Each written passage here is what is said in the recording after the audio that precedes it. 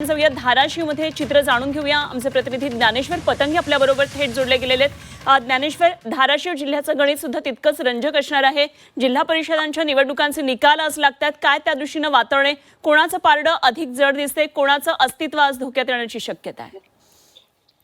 अनुपमा, धाराशिवची यंदाची निवडणूक अत्यंत रंजक ठरलेली आहे। अजित पवारांच्या निधनानंतर सुरुवातीच्या टप्प्यामध्ये खरं तर या सगळ्या गोष्टीवर सावट होतं, मात्र टप्प्याटप्प्याने ही निवडणूक या निवडणुकीमध्ये रंग भरला।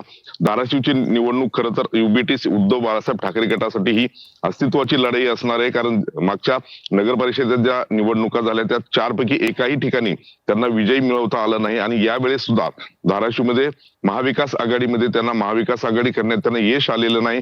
महायुतीने मात्र जे शिवसेना आणि भाजप यांनी मात्र युती केल्यामुळे त्यांच्या पुढे सगळं आव्हान होतं। धाराशिव जिल्ह्याचा एकंदरीत जर विचार केला तर महाविकास आघाडी म्हणजे भाजप आणि शिवसेना यांचं या ठिकाणी पारड सध्या तरी जड दिसतं। ही तिरंगी लढत झाली खरं तर, शिवसेना भाजप आणि उबाटा अशी ही लढत झाली।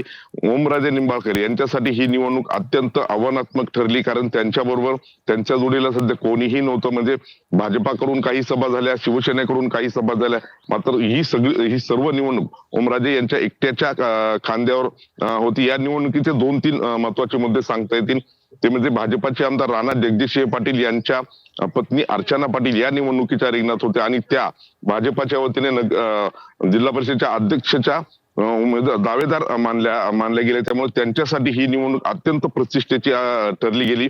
सगळ्यात महत्वाचं म्हणजे माजी मंत्री तानाजी सावंत यांचे पुतणे धनंजय सावंत यांनी बंड केल्यामुळे या निवडणुकीला संपूर्ण राज्याचं लक्ष लागलेलं आहे।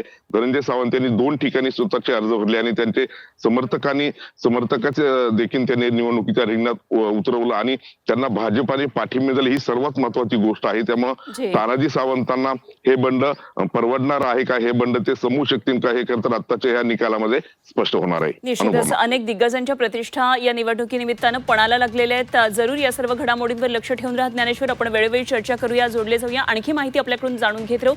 तुर्तास धन्यवाद दिलेल्या सगळ्या सविस्तर माहितीसाठी।